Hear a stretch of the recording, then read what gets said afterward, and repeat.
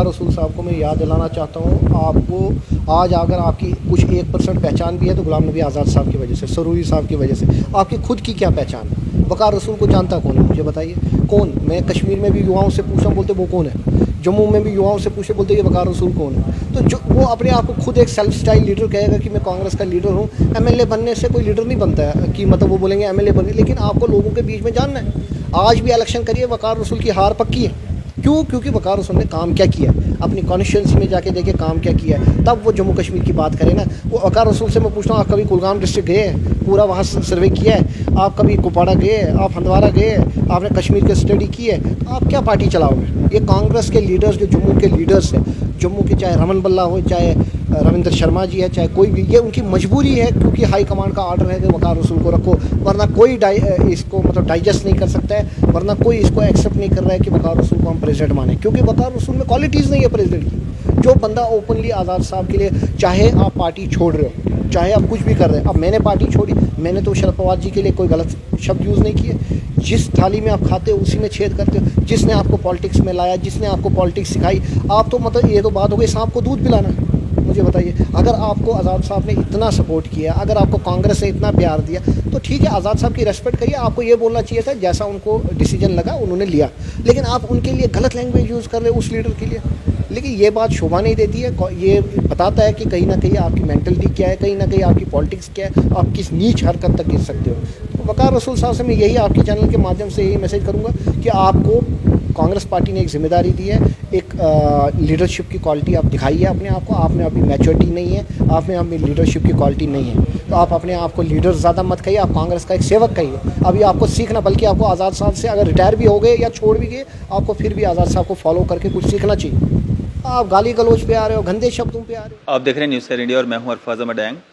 आज की खास मुलाकात में हमारे साथ मौजूद हैं ऋषि कौल किलम जी, जो पहले तो एनसीपी के नेशनल जॉइंट सेक्रेटरी और स्पोक्सपर्सन थे, और आज एक प्रेस कॉन्फ्रेंस के माध्यम से इन्होंने एनसीपी को अलविदा कहकर आज़ाद जो टीम है उसका समर्थन किया है, उस टीम का हिस्सा बनने जा रहे हैं। इनसे बातचीत करते हैं क्या कुछ कारण रहे इसके पीछे।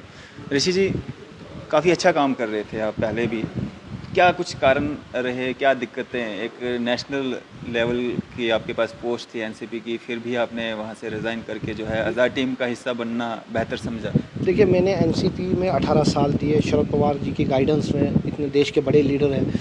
मैंने national executive, national joint secretary, spokes person, काफ़ी पोस्टों पे काम किया और काफ़ी मन लगा के, डेडिकेशन से। तब हमारे president Thakur Randhir Singh former minister साहब थे, उनके साथ काम किया।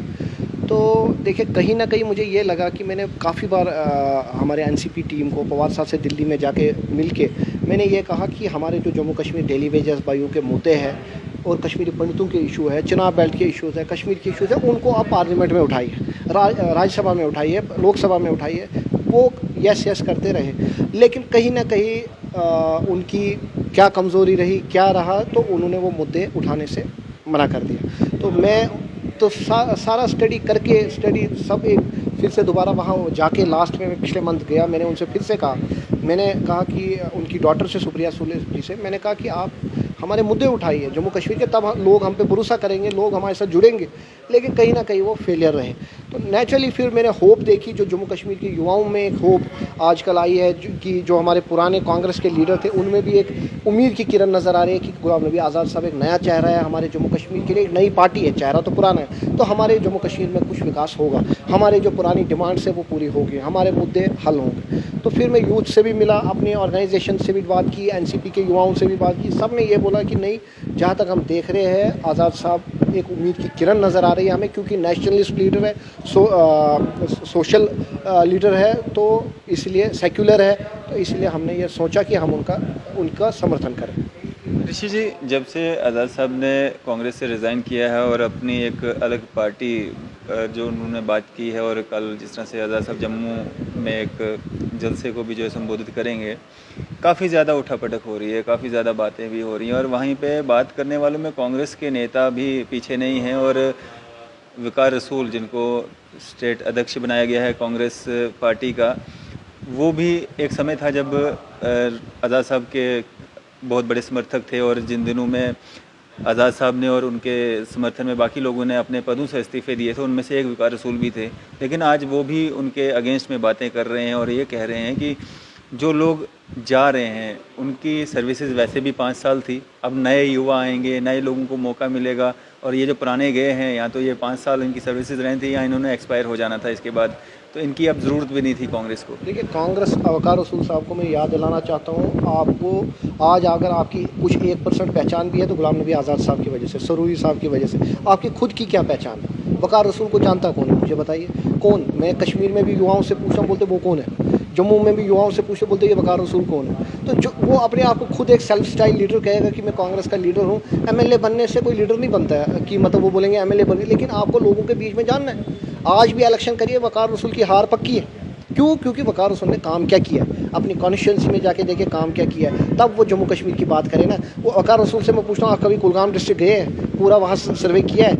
आप कभी कुपवाड़ा गए हैं? आप हंदवाड़ा गए हैं? आपने कश्मीर की स्टडी की है? तो आप क्या पार्टी चलाओगे? ये कांग्रेस के लीडर्स, जो जम्मू के लीडर्स हैं, जम्मू के, चाहे रमन बल्ला हो, चाहे रविंद्र शर्मा जी है, चाहे कोई भी, ये उनकी मजबूरी है क्योंकि हाई कमांड का ऑर्डर है कि वक़ार रसूल को रखो, वरना कोई इसको मतलब डाइजेस्ट नहीं कर सकता है, वरना कोई इसको एक्सेप्ट नहीं कर रहा है कि वक़ार रसूल को हम प्रेसिडेंट माने, क्योंकि वक़ार रसूल में क्वालिटीज़ नहीं है प्रेसिडेंट की। जो बंदा ओपनली आज़ाद साहब के लिए, चाहे आप पार्टी छोड़ रहे हो, चाहे आप कुछ भी कर रहे हैं, अब मैंने पार्टी छोड़ी, मैंने तो शरद पवार जी के लिए कोई गलत शब्द यूज़ नहीं किए। जिस थाली में आप खाते हो उसी में छेद करते हो। जिसने आपको पॉलिटिक्स में लाया, जिसने आपको पॉलिटिक्स सिखाई, आप तो मतलब ये तो बात हो गई सांप को दूध पिलाना।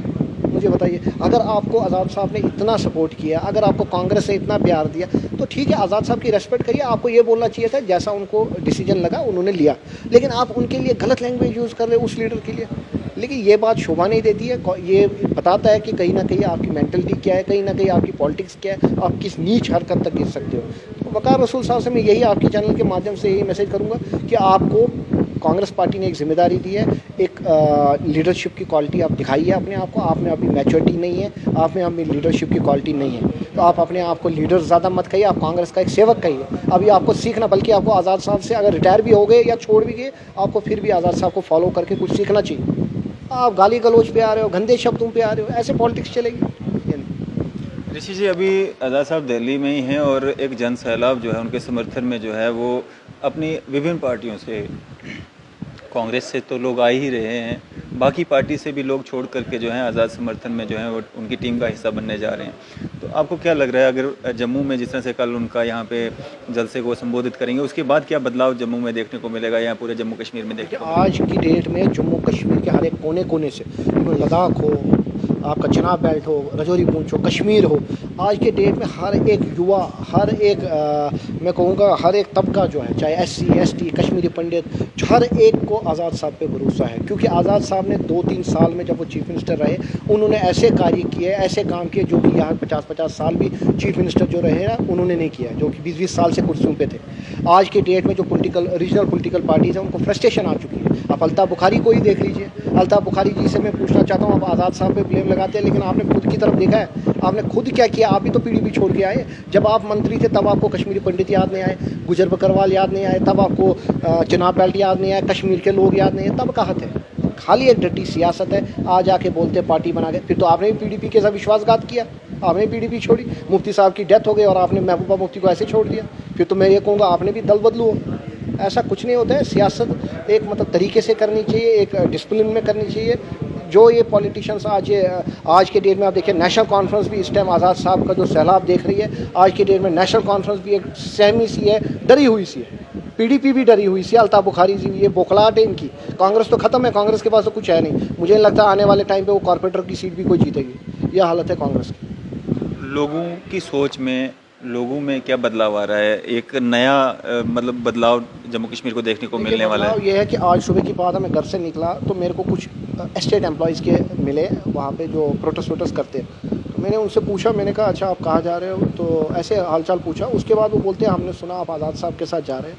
तो फिर उन्होंने मुझे ये बोला कि अगर अब हमने इतने साल वेट किया, अगर हमें 6 महीने और वेट करना पड़े, अगर आज़ाद साहब मुख्यमंत्री बनते तो हमें इससे बड़ी खुशी नहीं हुई, क्योंकि हमें उम्मीद है कि आज़ाद साहब हमारे मसले हल करेंगे। आज के डेट में युवा जो ठगा महसूस कर रहा है भारतीय जनता पार्टी की वजह से, नरेंद्र मोदी की वजह से, जो झूठे प्रोमिस किए गए युवाओं के साथ, आज के डेट में युवा ये महसूस कर रहा है कि नहीं, आज़ाद साहब आ रहे हैं, कोई ना कोई उम्मीद की किरण है हमारे लिए, क्योंकि उनका विजन, मिशन और आइडियोलॉजी जो है वो ब्रॉड लेवल की है। वो कोई मतलब हिंदू मुस्लिम की राजनीति नहीं करते हैं, वो सेक्युलर लीडर है, तभी जाके नरेंद्र मोदी जी प्रेजेस करते हैं। बाकी लीडर, कभी कोई लीडर उनके खिलाफ नहीं बोलता है। ये वकार रसूल जैसे जो आज के छोटे मोटे लीडर है ये करते हैं, बाकी जो हाई लेवल के जिनकी सोच बड़ी है वो कभी ऐसी शब्द नहीं यूज़ करेंगे। आज आप देखिए भाजपा जो है, भाजपा से भी ज़्यादा इस टाइम लोग जो है वो ट्रस्ट कर रहे हैं आज़ाद साहब। गुजर, बकरवाल, कश्मीरी पंडित, हर एक समाज जो है वो आज़ाद साहब के साथ है। युवा हो, बुजुर्ग हो, बच्चा हो, उनको उम्मीद की किरण नज़र आ रही है कि गुलाम नबी आज़ाद साहब हमारे लिए कुछ करेंगे। और मैं आपकी चैनल के माध्यम से अपील करता हूँ, आज़ाद साहब से रिक्वेस्ट करता हूँ कि जो उम्मीद यहाँ के युवाओं को आप पे है, यहाँ के डेली वेजर्स को आप पे, उस पर खड़े उतरे। मैंने आज अगर आज़ाद साहब को समर्थन किया, मैंने एक ही शर्त पे किया कि युवाओं का जो है उनका हल मसला होना चाहिए, डेली वेजर भाइयों को उनका हक मिलना चाहिए, माताएं बहनें जो सफ़र कर रहे हैं उनका हक मिलना चाहिए। वरना बीजेपी के पास तो कुछ भी नहीं, क्योंकि बीजेपी से सिर्फ धोखा मिल चुका है। ऋषि जी, आज जो आपकी प्रेस कॉन्फ्रेंस हुई जिसके माध्यम से आपने जो है अपनी पार्टी को अलविदा कहा, जिसमें आप पहले थे, आपके साथ और भी काफ़ी सारे लोग थे, कौन कौन थे और किस किस पार्टी से थे? मेरे साथ जितने भी थे, मेरे साथ कोटवा से कम 300 बंदे थे, मेरे पास काजीगुंड से थे, कुलगाम से थे, मेरे पास यहाँ जम्मू से थे। तो हमारे vice president, district president, general secretaries, हर एक एरिया से जितने थे, सब ने युवा विंग छोड़ के, सब ने डिज़ोल्व करके एनसीपी को अलविदा कहा। और सबको उम्मीद है कि मैंने जो स्टेप लिया कि आज़ाद साहब हमारे लिए कुछ करेंगे, युवाओं के लिए कुछ करेंगे, सबको उम्मीद है कि ऐसा होगा। तो वरना भाजपा ने जो हमारे साथ किया वो हम भूले नहीं। क्या मैसेज देना चाहिए? मैं युवाओं से यही मैसेज करूंगा, आइए आज़ाद साहब की आइडियोलॉजी को सपोर्ट करिए, आज़ाद साहब के मिशन विजन को सपोर्ट करिए। बाकी भाजपा को तो आपने टेस्ट कर लिया, टेस्ट भी कर लिया। भाजपा ने सिवाय हमें डराए धमकाए NIA जांच एजेंसी, उसके सिवा भाजपा के पास कुछ नहीं। भाजपा के पास कुछ नहीं है, भाजपा हमारे लिए कुछ नहीं कर सकती। भाजपा हमारे लिए ना कभी तक की है कुछ, ना आगे फ्यूचर में हमारे लिए कुछ करेगी। एक बार आज़ाद साहब की आइडियोलॉजी पे भी भरोसा करिए, विश्वास करिए, उनके मिशन विजन को भी एक बार मिलिए उनसे, एक बार उनको रीड करिए। तो अगर आपको अच्छा लगता है तो आप ज्वाइन करिए। चलें, शुक्रिया हमारे से बातचीत। थैंक यू, बहुत बहुत। ये थे हमारे साथ ऋषि कौल किलम जी, जिन्होंने आज ही एनसीपी को अलविदा कहकर जो है आज़ाद टीम का हिस्सा बनने का जो एक पैगाम दे दिया है। इसी तरह की मज़ीद अपडेट्स के लिए आप देखते रहें न्यूज़ शहर इंडिया। मैं अरफाज अहमद डैंग, कैमरामैन शाहनवाज के साथ।